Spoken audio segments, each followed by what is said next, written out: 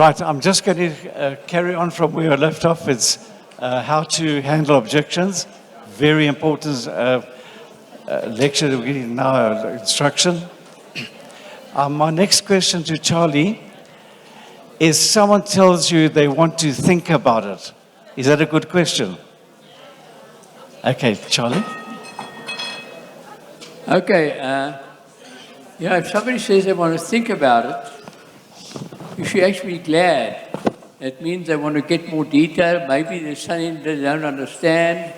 I want to tell you a quick story where I learned about objections. This is many years ago. We were brand new in the business, and I badly wanted to learn the business. And a guy from East London, he was possibly the equivalent of 3 Ruby. Now, Alt and I were just directors that time. And this guy phoned me up from East London, and he wanted to go and see somebody down in George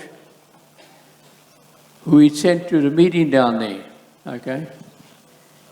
And I had to pick him up very early, like 5 o'clock in the morning in Port Elizabeth. It was raining with a pickup truck. And we were off now Plettenberg Bay. We went to see people and all the way, eventually at night. Now, by the way, I'd had nothing to eat that day, okay? And we carried on. The one lot of people he went to see was on the farming hill at Plettenberg Bay. There's a farmhouse, and the lady was bringing out a roast leg of lamb for their lunch. And they said, would you like to join us for lunch? And Mike said, no, we're in a hurry, we've got to see people. Now, I'm starving. And it went on all day, and it must have been about 6 or 7 at night, we got to George. And the person who we went to go and see there, we knocked on the door, or he did, Mike, and the lady answered, and she said, who are you? He said, I'm Mike Southey, and lady said, no, I'm not interested in business. And she wanted to close the door, but Mike put his foot in the door. And he said, no, man, you don't understand. Come, have you got a piece of paper for me?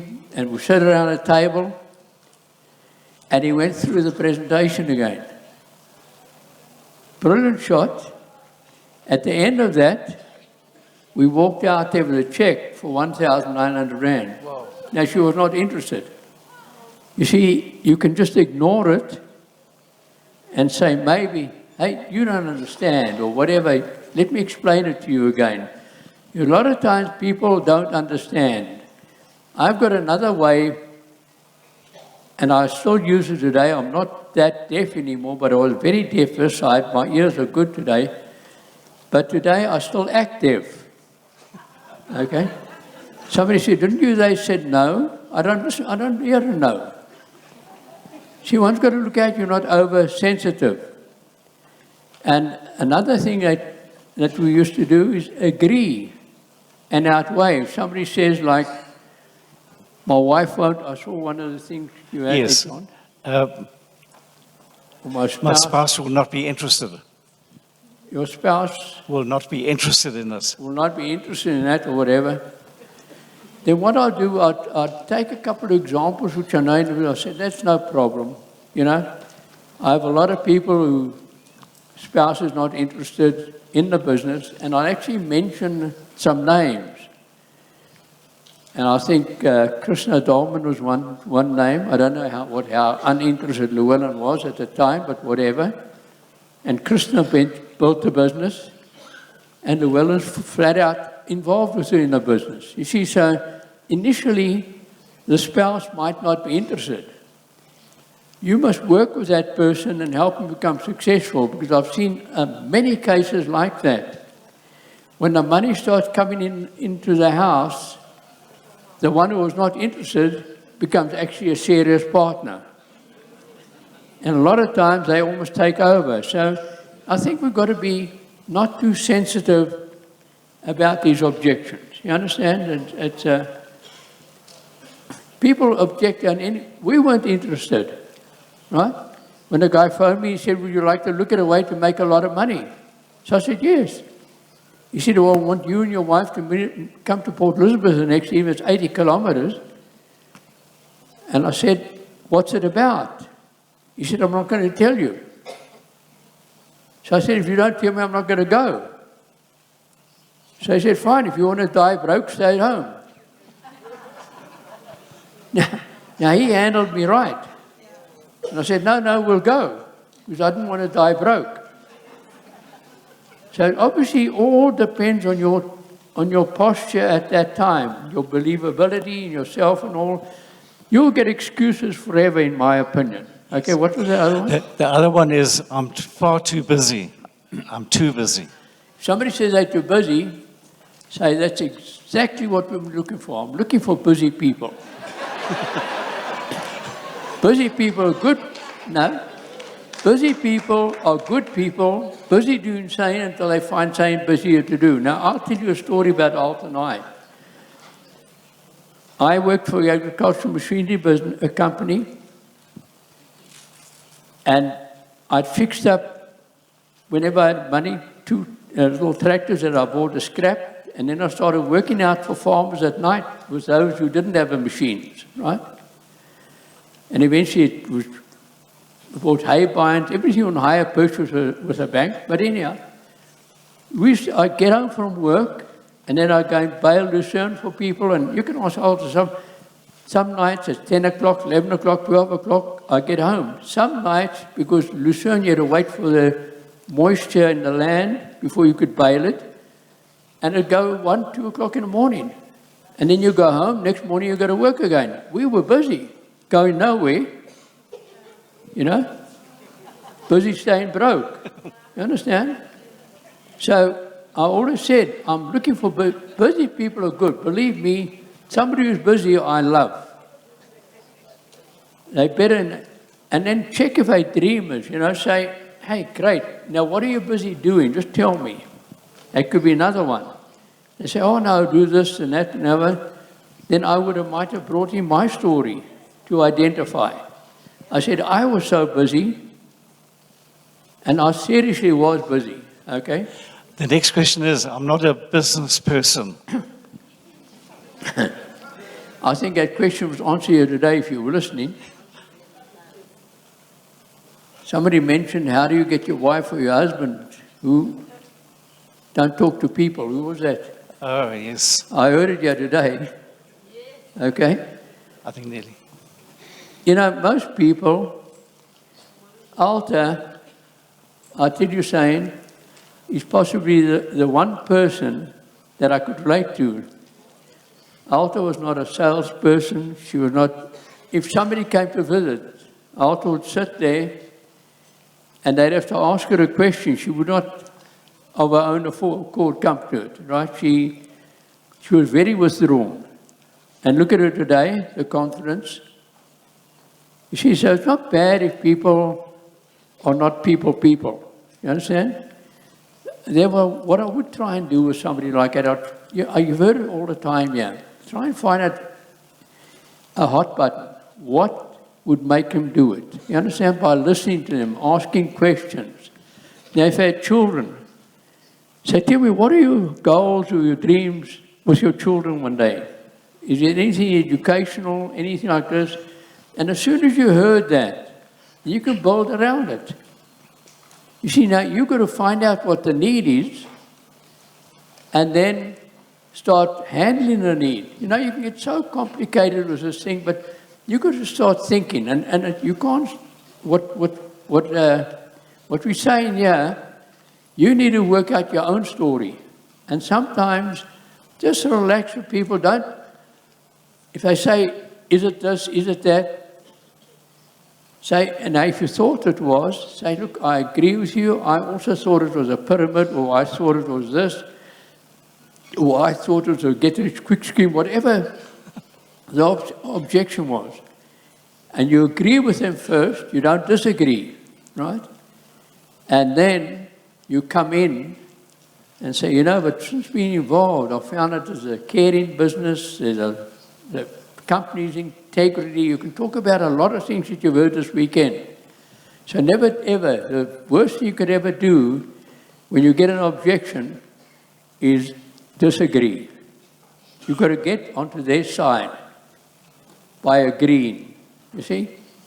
And that's important. So that's one rule when you get an objection, do not disagree. Majority of the people who got into our business actually said no. A no is not bad. You know, it's like if you look at a customer, William, and you handle household products. Hey, it's simple to handle that one. They say no to this, whatever. Say, hey, would you give me 10 minutes to come and show you how you can save money and also use products in your home that are non-caustic and not toxic. And you get in the house. And that's all you need. You do a demo like we do them all. Super 10, LDC with the oil. I normally use their own oil. And I normally use the man. If, let's say the wife was really positive and the man was a negative, I'll wash his hands with oil. It's amazing. It fixes them right away. Okay? And don't use a little bit of oil. I use a lot. I can see it floating around. Okay?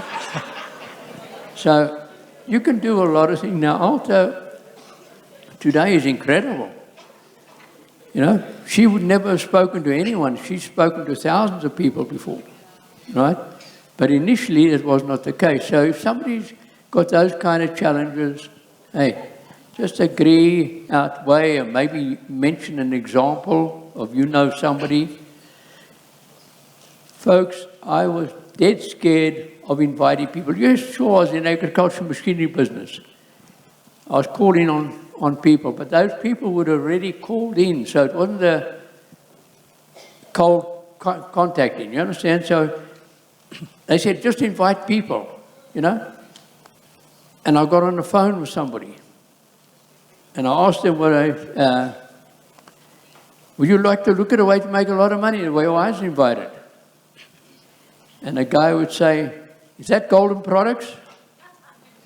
And say, oh, Lord, everybody knows about this business. You see? And eventually found a guy in Joburg. I'm talking about inviting. And I said to Mickey, I said, everyone I talk to, not interested. He said, what are you telling them? Well, I say, if they ask what it is, I tell them, and if they ask the question. He said, no, man, you tell them nothing. You explain nothing. They must come and have a look. And then they see the program, and then you have no problem. We had many challenges all the time. You know, I can recall one couple, we invited them many times to come to Port Elizabeth.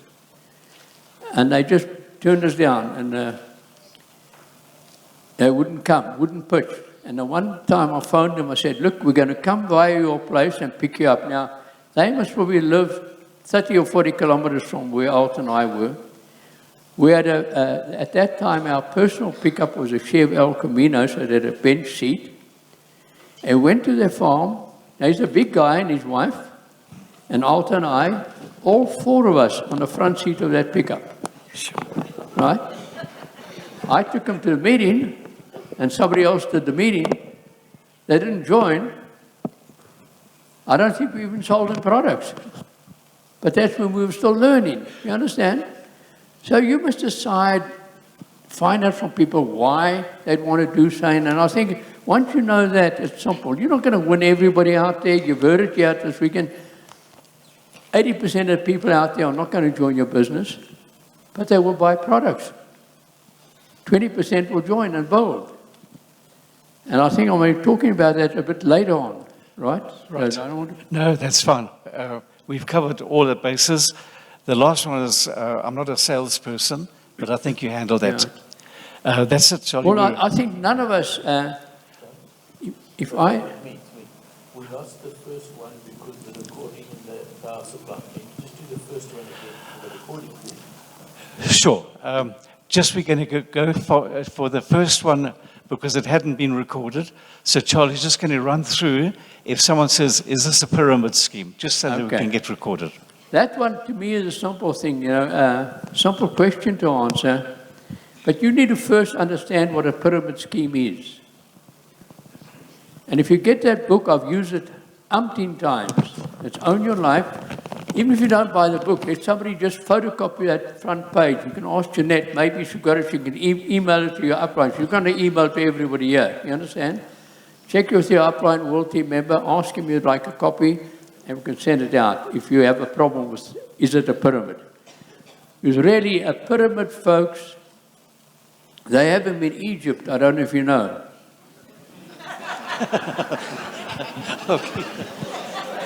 See, somebody asks you a stupid question, give them a stupid answer. You understand? Act like you don't know. Say, explain to me what a pyramid is. They say, no, I'm talking about those kind of pyramids. Well, what are you talking about?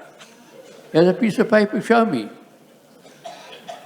And say, no, you know, I've heard it this weekend already. The person who invited us, I think you also mentioned it, actually wanted us to quit in December. It's after 3-4 months in the business. And he said that the company is going to leave and we're going to go out of business and we're going to lose our, whatever. Hey, we had to pay the bank. We couldn't quit. And so God, we couldn't quit. You understand? So don't worry about that. You know, so just get on with it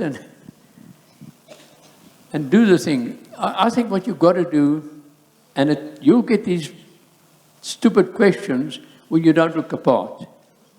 I don't get objections. Okay? I'll tell you on a story. The lady's name is my diary. I've got to call her when I get back. She's up here in Kimberley somewhere. I could have invited her a weekend, but I didn't have time for a personal guest. I dialed one of the people's numbers that I have, but I just dialed out of my head, and the first 3 digits were wrong. And this lady answers, and I immediately said, oh, I'm sorry, I must have dialed the wrong number. I didn't recognize the voice. I was phoning a gentleman in our business. And before I put the phone down, I said, by the way, where are you? What part of the country? They said, Kimberley. I got her name, okay? I said, look, it just might be God's got something good planned for you. Okay? Do you mind if I take your number and I will call you sometime when I've got a bit of time to have a chat and show you something very exciting? Actually asked her, would you be open to look at a way to make more money? She said, yes. She first hesitated and then she said, yes. I said, great, I'll get back to you again. Now, a lot of times, you actually lose a person like that if you weren't feeling good. I learned another lesson when you're on the phone, an objection, stand up and talk. Your voice sounds different. Don't sit down. Okay? You can chat with Alta. Our phone was in the passageway, still one of those old crank-up phones. But because Peter Rick said, put a mirror in front of your phone and smile, we did that. I hope you're going to do the things you learned this weekend. You know, I said to you, I hope you're all taking notes and going to apply them and work on them. There's some gold gone out of here. You could be on your way right from when you leave here tomorrow. You could be meeting people down there, but you haven't taken notes. Take the notes. I see a lot of you compliment you, because a lot of people, you're just going to forget what you've heard here. Take those notes and go out there. So that's all I reckon about a pyramid. You know, you can get objections forever, but don't get hung up on them. If you can't override them, at least try and get them onto the products. I always try to let people not fall lower than the product net. And I'm going to be talking about that just now, so I mustn't get into that, okay? I think, John, Super. good for your questions, and why didn't you answer one of them? No, you got them all. Thank you, Charlie.